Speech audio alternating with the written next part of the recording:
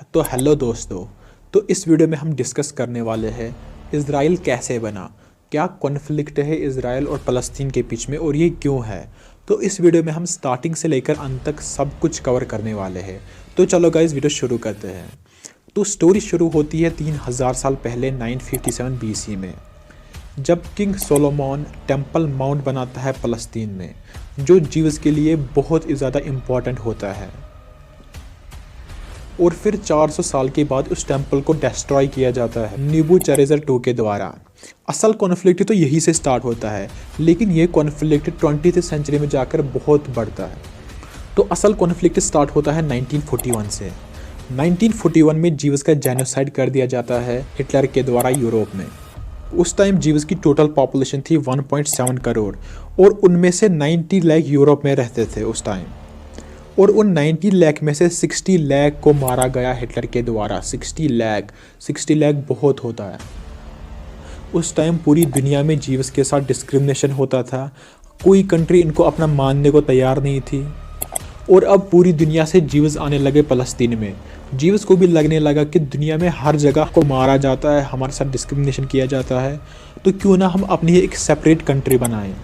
तो वो सब आने लगे फ़लस्तीन में। अब सवाल आता है कि फ़लस्तीन में ही क्यों, बाकी किसी और जगह भी तो जा सकते थे, फ़लस्तीन में ही क्यों आए।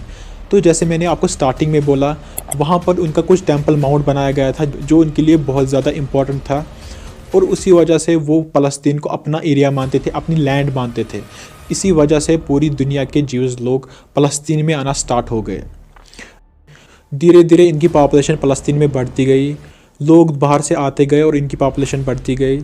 जैसी इनकी पॉपुलेशन बढ़ी फ़लस्तीन में, इन्होंने अपनी एक सेपरेट कंट्री की डिमांड कर दी।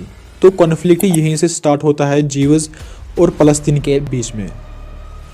तो इसी कॉन्फ्लिक्ट को ख़त्म करने के लिए 1947 में UN के द्वारा एक प्लान लाया जाता है, जिसमें फ़लस्तीन को 2 हिस्सों में डिवाइड किया जाता है। एक हिस्सा फ़लस्तीन को दिया जाता है और दूसरा हिस्सा जीव्स लोगों को दिया जाता है। इस UN पार्टीशन प्लान में वेस्ट बैंक और गाज़ा फ़लस्तीन को मिलता है और बाकी सारा एरिया इज़राइल को मिलता है।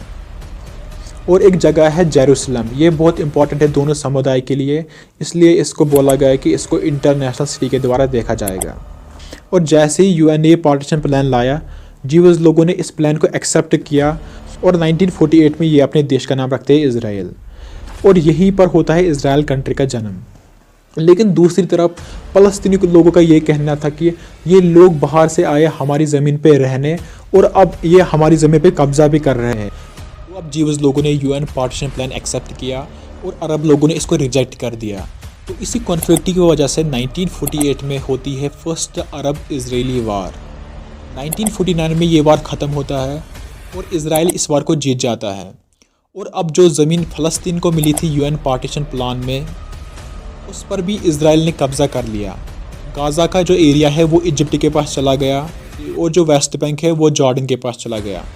इसका मतलब फ़लस्तीनियों को अब कुछ जगह नहीं बची और 7 लाख से ज़्यादा फ़लस्तीनियों को रेफ्यूजी बन के रहना पड़ा अरब कंट्रीज़ में। और उसके बाद सेकंड अरब इजरायली वार होता है 1967 में, और इस वार को भी इज़राइल जीत जाती है और ये इज़राइल की बहुत बड़ी जीत होती है। इस वार को जीतने के बाद इज़राइल गाज़ा को ऑक्यूपाई करता है और वेस्ट बैंक को ऑक्यूपाई करता है, और ये जो इजिप्ट का बड़ा पेनिनसुला है इस पर भी कब्ज़ा कर लेता है। सेकेंड वार को जीतने के बाद इज़राइल ऐसा दिखता है कुछ। और इसी दौरान फ़लस्तीनी लोगों में एक PLO नाम का एक ग्रुप उभर कर आता है, जिसका मतलब होता है फ़लस्तीनी लिबरेशन ऑर्गेनाइजेशन। स्टार्टिंग में इस ग्रुप का एक ही मकसद था, जीव्स लोगों को यहाँ से भगाना और इस कंट्री को फिर से फ़लस्तीन बनाना। स्टार्टिंग में USA और इज़राइल ने इसको टेरर ऑर्गेनाइजेशन कहा, लेकिन बाद में इनको रिप्रेजेंटेटिव ऑफ फ़लस्तीनी पीपल माना गया। सेकेंड अरब इजरायली वार के बाद जैसे ही इज़राइल ने गाज़ा और वेस्ट बैंक को ऑक्यूपाई किया, तो इज़राइल के बहुत सारे लोग वेस्ट बैंक में जाकर परमानेंट सेटल होने लगे। लेकिन इंटरनेशनल कम्युनिटी ने इस सेटलमेंट को इलीगल कहा क्योंकि ये UN पार्टीशन के खिलाफ थी। और इसी दौरान 1979 में पहली बार इजिप्ट और इज़राइल के बीच में शांति समझौता होता है और इज़राइल इस पेनिनसुला को वापस कर देता है इजिप्ट को। और फिर 1992 में इज़राइल को एक बहुत अच्छा प्राइम मिनिस्टर मिलता है जिसका नाम होता है यत्सेक राबिन। उसने कहा कि पीएलओ टेररिस्ट ग्रुप नहीं है, ये अपना देश चाहते हैं और हमें इनको देना चाहिए। और ठीक एक साल बाद 1993 में ओस्लो अकॉर्ड होता है। तो पहली बार ये दोनों कंट्रीज़ मिलकर शांति से बात करते हैं कि देश का बंटवारा कैसे करें। और आखिरकार 1994 में फ़लस्तीन की गवर्नमेंट एस्टैब्लिश की जाती है, जिसको नाम दिया जाता है फ़लस्तीनियन नेशनल अथॉरिटी। अब ये यूएन पार्टीशन प्लान के अकॉर्डिंग अपना अपना एरिया लेते, जैसे गाज़ा स्ट्रिप और वेस्ट बैंक फ़लस्तीन का था और बाकी का एरिया इसराइल का था। लेकिन जब से इसराइल ने फ़लस्तीन को ऑक्यूपाई किया है, तो इसराइल के बहुत सारे लोग वेस्ट बैंक में जाकर परमानेंट सेटल हो गए थे। और अब इसराइल पूरा वेस्ट बैंक फ़लस्तीनी को तो दे नहीं सकता, क्योंकि फिर इनके लोग कहाँ जाते। तो इन्होंने क्या किया कि इन्होंने वेस्ट बैंक को 3 हिस्सों में डिवाइड करने का फ़ैसला लिया, area A, area B and area C. Area A वो एरिया जहाँ पर फ़लस्तीन गवर्नमेंट का कंट्रोल होगा, एरिया सी वो एरिया जहाँ पर इसराइल गवर्नमेंट का कंट्रोल होगा, और एरिया बी वो एरिया जहाँ पर दोनों कंट्रीज़ की गवर्नमेंट का कंट्रोल होगा। और अब इसराइल कुछ ऐसा दिखने लगा था। गाज़ा तो पूरा इनका ही था, लेकिन वेस्ट बैंक में छोटे छोटे टुकड़े मिले इनको। अब सब कुछ पीसफुली जा रहा था दोनों कंट्रीज़ के बीच में। और 1994 में फ़लस्तीन का प्रेसिडेंट यासिर अरफात और इसराइल का प्राइम मिनिस्टर यित्ज़क राबिन को नोबेल प्राइज़ भी मिलता है पीस बरकरार रखने के लिए। और सारा कॉन्फ्लिक्ट यही ख़त्म होता है। और इसराइल ने जो इतना कॉम्प्रोमाइज़ किया, वो खाली यित्ज़क राबिन जो प्राइम मिनिस्टर थे इसराइल के, खाली इसकी वजह से हुआ। और ये आज तक का सबसे अच्छा प्राइम मिनिस्टर माना जाता है इसराइल का। यहाँ पर आता है ट्विस्ट। 1995 में क्या होता है कि 1995 में इसराइल के कुछ कट्टर लोग इसको मार देते हैं।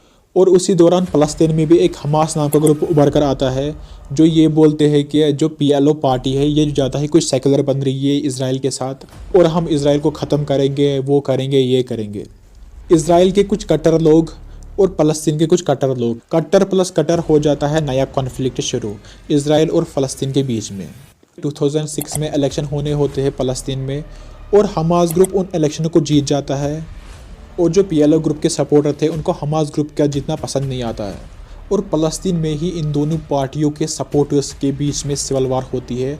वो खुद ही एक दूसरे को मारने लगते हैं, और फिर फ़लस्तीन के ही 2 टुकड़े हो जाते हैं। हमास को गाज़ा मिलता है और पीएलओ को मिलता है वेस्ट बैंक।